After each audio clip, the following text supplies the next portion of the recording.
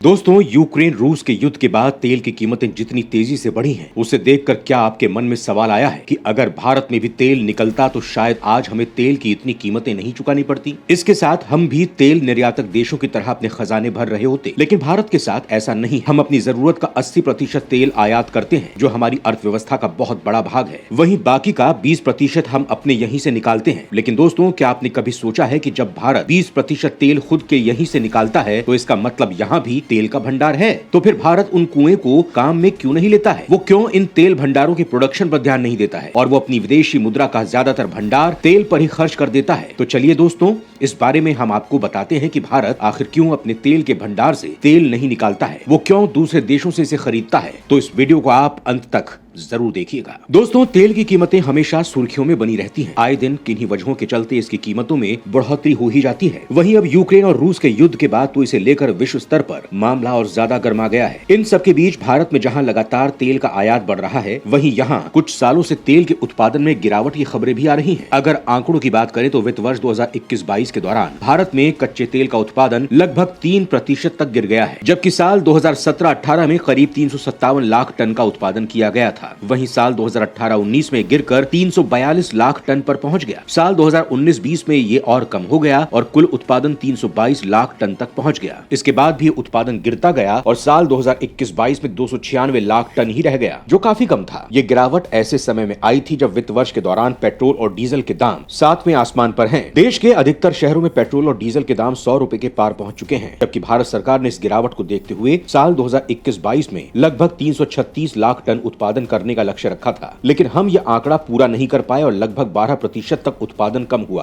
तो यहाँ ये सवाल खड़ा होता है कि आखिर भारत में तेल का उत्पादन लगातार कम क्यों हो रहा है? इसके साथ ही अगर भारत के पास तेल के भंडार हैं, तो वो उन्हें क्यों विकसित नहीं कर रहा है? इनमें लगातार गिरावट क्यों आ रही है? तो चलिए इसका भी जवाब हम दे देते हैं। दोस्तों, भारत में oil and natural gas corporation यानी ONGC कंपनी तेल प्रोडक्शन का काम करती है। वो यहाँ निकाले जाने वाले तेल का 70% भाग उत्पादित करती है। बाकी 30% तेल उत्पादन का काम कुछ सरकारी और प्राइवेट कंपनियां करती हैं। दोस्तों, भारत के तेल के उत्पादन में गिरावट का सबसे बड़ा कारण है कि यहाँ के तेल के कुएं सूख गए हैं। यही कारण है कि हर साल इसकी दर कम होती जा रही है। वहीं थोड़े बहुत जो भी तेल भंडार बचे हैं, वो ONGC के पास ही हैं। ONGC के उत्पादन की बात करें तो साल 2021-22 में इसने लगभग 194 लाख टन कच्चे तेल का उत्पादन किया था, जो इसके लक्ष्य से 13% तक कम है। ये आंकड़े इससे पिछले साल के मुकाबले 4% कम है। इसे हम आपको एक उदाहरण के जरिए समझाते हैं। जैसे कि मुंबई हाई, ये वो जगह है जहाँ ONGC समुद्र के अंदर से तेल निकालने का काम करती है। मुंबई हाई से साल 1999 में सबसे ज्यादा तेल निकाला गया था, लेकिन अब यहाँ भी तेल निकालने का काम कम होता जा रहा है। आपको बता दें कि मुंबई हाई से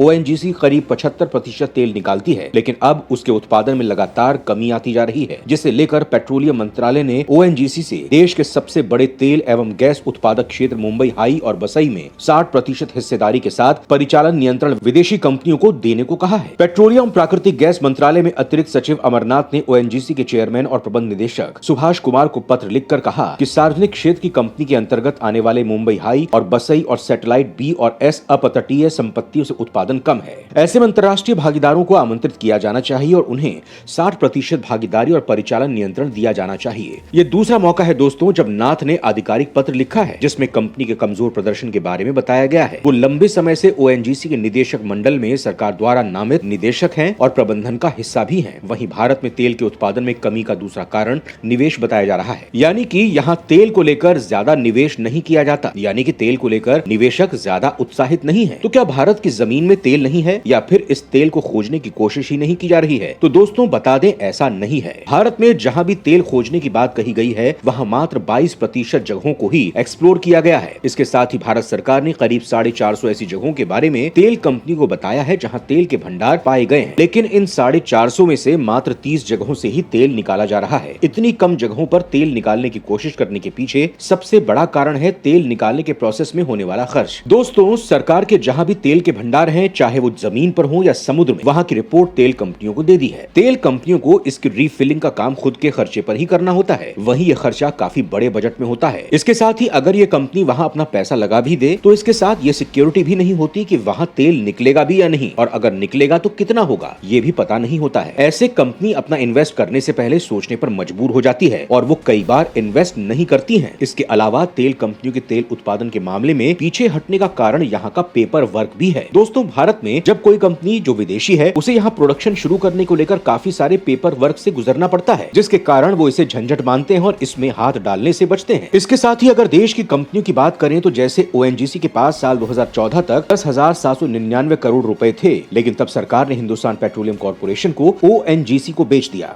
और इसके बाद ओएनजीसी ने गुजरात स्टेट पेट्रो लिमिटेड के एक शेयर खरीद लिए, जिसके बाद इनका रिजर्व 968 करोड़ रुपए ही रह गए थे। अब आपको बताते हैं कि भारत में तेल के भंडार कहां पर हैं। भारत में मुख्य रूप से 3 जगहों पर तेल निकालने का काम किया जाता है। पहला पूर्वी राज्यों जिसमें असम और मेघालय, दूसरा है गुजरात में खंबात की खाड़ी और तीसरा है मुंबई हाई। वहीं भारत के पास फिलहाल अपने इस्तेमाल के लिए 3.7 करोड़ बैरल तेल का भंडार है। इसके साथ ही पूर्वी और पश्चिमी समुद्र तटों पर 3 जगहों पर बने भूमिगत गुफाओं में 3.8 करोड़ बैरल कच्चा तेल आपातकालीन भंडार के रूप में रखा है। ये भंडार आंध्र प्रदेश के विशाखापट्टनम, कर्नाटक के मंगलुरु और पदूर में है। 2018 में नरेंद्र मोदी सरकार ने ओडिशा के चंडीखोल और कर्नाटक के पदूर में दूसरे चरण के भंडार बनाने की मंजूरी दी है। कच्चा तेल भंडारण जमीन के नीचे पत्थरों की गुफाओं में किया जाता है। इन्हें हाइड्रोकार्बन जमा करने के लिए सबसे सुरक्षित माना जाता है। इसके साथ ही भारत अपने पास आपातकालीन तेल का भंडार भी रखता है। दरअसल तेल निर्यातक देशों के संगठन द्वारा कच्चा तेल उत्पादन न बढ़ाए जाने के बाद भारत, अमेरिका से लेकर चीन, जापान, दक्षिण कोरिया और ब्रिटेन ने अपने रणनीतिक रिजर्व भंडार खोलने का ऐतिहासिक फैसला लिया है। अमेरिका ने 5 करोड़, भारत ने 55 लाख और जापान ने 42 लाख बैरल तेल निकालने का ऐलान किया है। 1990 में खाड़ी युद्ध के चलते अंतर्राष्ट्रीय बाजार में कच्चे तेल की कीमतों में भारी उछाल से भारत के विदेशी मुद्रा भंडार में बड़ी गिरावट आई थी। तब हमारे पास केवल 3 हफ्ते के आयात का ही पैसा बचा था। तेल के भावी संकट को देखते हुए तत्कालीन अटल बिहारी वाजपेयी सरकार ने 1998 में भंडार बनाने का सुझाव दिया था। दुनिया में काफी लोगों ने तेल के रणनीतिक रिजर्व भंडार के बारे में शायद पहली दफा सुना है।